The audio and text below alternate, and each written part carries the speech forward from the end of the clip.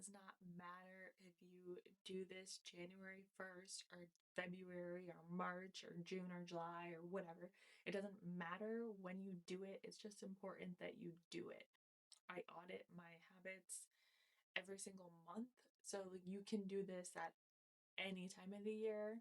But January obviously is just fun because it's fresh and it's new. But again, you can do this at any time of the year. In today's video, I'm going to be telling you how to manifest in 2026. These are the steps that I took this year. This is how I am going to achieve my goals and all of my dreams and things that I want to manifest. I'm going to show you how I'm going to do it. If you've heard of manifestation before, the term manifestation gets thrown around loosely. Sometimes it can be taken negatively, and that's just not what it is. And I just want to make that clear that this is not some wishful thinking, just throwing things on a vision board, crossing your fingers and hoping for the best. That's not what this is. And I'm going to share with you how to actually manifest your goals to make 2026 your best year yet. I recommend getting a journal, any journal or a piece of paper, something to write your thoughts and your goals and everything down. So if you don't have a journal, get one or just write with a piece of paper because you need to get it out of your head, okay? The first thing that I did is I picked up my phone. Hang on. I picked up my phone, and you're going to go to your camera roll, and you're going to go all the way to January 1st, 2025. That's where you're going to start. And you're going to go and you're going to look through all of your pictures. This is going to remind you of things that's happened throughout the year. You're going to write down your highs of the year and your lows of the year, because you might be surprised of all the highs. Even though it felt like such a shitty year, you might have had a lot of highs that made it a really good year as well. And I think that you can have a good year and a bad year at the same time. Strange as it sounds, I think you can have a good year and a bad year in the same year.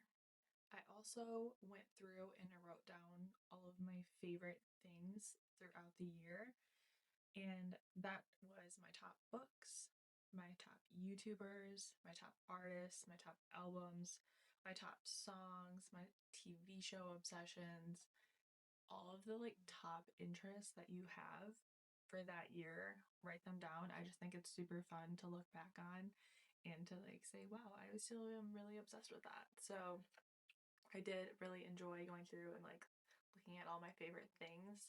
So you have your highs, your lows, all of your favorite things. Now I want you to write down all the lessons that you've learned. These can be big lessons, these could be small lessons. I'm going to give you two examples of lessons that I've learned just to give you an example. The first lesson that I learned is that I can do hard things. I ran a 5K last year, first time I've ever done that before, and I just kept telling myself over and over, I can do hard things. I thought I was gonna die. Okay, I didn't, but it was hard and I can do hard things. And so I wrote that down. I also wrote down there's never going to be a perfect time to do anything ever. There's never going to be a perfect time. If you want to do something, you just have to do it. Plain and simple as that. After you write down the lessons that you've learned, there are 3 questions that I want you to also write down. I want you to write down, who do I want to be? How do I want to live? What I want to do.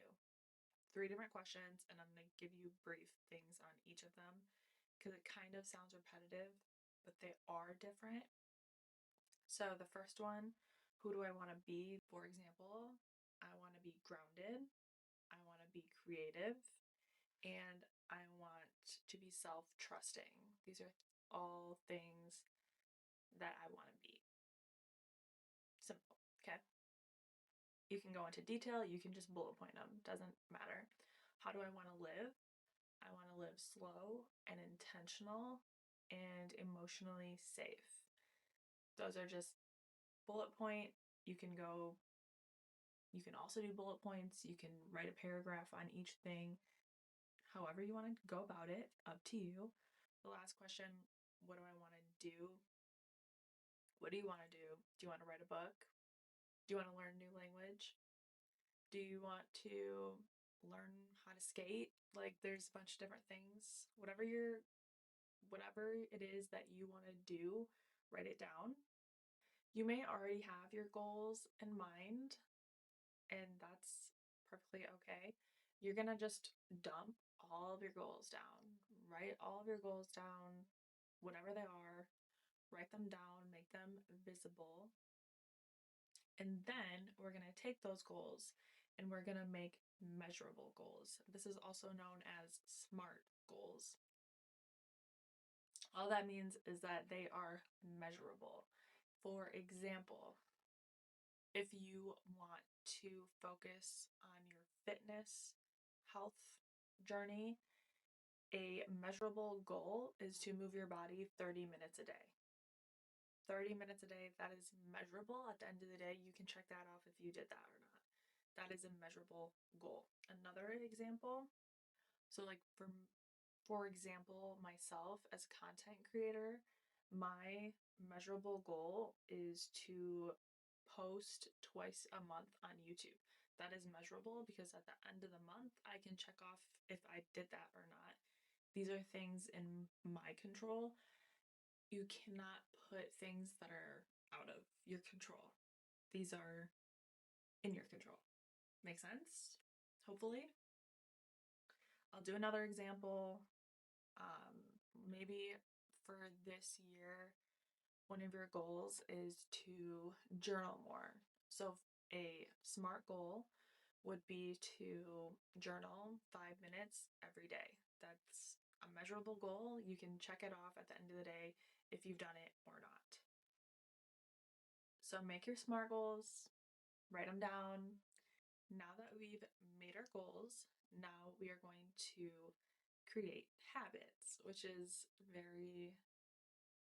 it's going to tie together. So now that we created those measurable goals, now we're going to create habits, and they kind of tie together. You're going to do habits that you need to stop dead in the tracks. You need to stop these right now. You're going to do habits I need to continue and habits I need to start. I'll do a couple examples of each just to give you some ideas. Habits I need to stop is, I gotta read my handwriting. I need to stop waiting to feel motivated and just do it. You're not ever gonna feel motivated, okay? Like, you're not ever gonna feel motivated, just have to do it. I need to stop looking at my phone after 10 p.m. I was doing really good for like a month or two, and then the holidays came and I just went back to scrolling. So I need to get back onto that. Habits I need to continue would be my supplements, posting consistently, daily movement, and my morning routine. Those are all things I'm going to keep. I don't want to touch them. Habits I'm going to start is I started to budget this year. Pat on the back for that one. That's going to be really eye-opening and I'm excited for. I'm also going to start decluttering something once a month, where I just like pick one random area and I'm going to work on that and declutter the fuck out of it. Okay? And I just wrote a little letter to 2025 to 2020.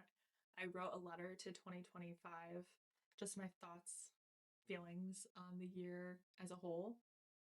And that is all I did for my journal. The 3 main steps are going to be to reflect on 2025, journal about it, figure out who you want to be in 2026, and then create SMART goals. And then you can audit your habits and make new ones that are aligned to the person you want to be. So what you can do, in which I do make vision boards. There's a lot of talk if it's good or not or whatever on vision boards. I love a vision board. There's different types. There's mood boards and there's vision boards. It's all generally the same. You're picking photos that you like and putting it up. A mood board is more just like the mood of the board that you like. Like you're just picking like random pictures on Pinterest that you like and throwing them up, and there's nothing wrong with that. But a true vision board is going to be looking at all of your habits and all of your goals and like picking specific things and adding it to. So I did a mood board for my room. I did a mood board for my room, and that's just like pretty, and it is what I like want it to be. It's an overall mood board, vision board, whatever. I just picked a bunch of things off Pinterest that I liked, some quotes, and that is what's on my wall. And then on my phone, as my background, I'm going to create another type of vision board that's going to be more intentional. It's going to be looking at my habits and like being more specific on those things, and that's going to be on my phone background since I'll be looking at that all the time as well. I hope you guys enjoyed this video. Give it a thumbs up, leave a comment below on what you're manifesting in 2026. I'm so excited for the new year and what is to come. And I also forgot to mention in the beginning of this video, it does not matter if you do this January 1st or February or March or June or July or whatever. It doesn't matter when you do it. It's just important that you do it. I audit my habits every single month. So you can do this at any time of the year. But January obviously is just fun because it's fresh and it's new. But again, you can do this at any time of the year. Thank you guys for watching, and I will see you on the next one. Bye.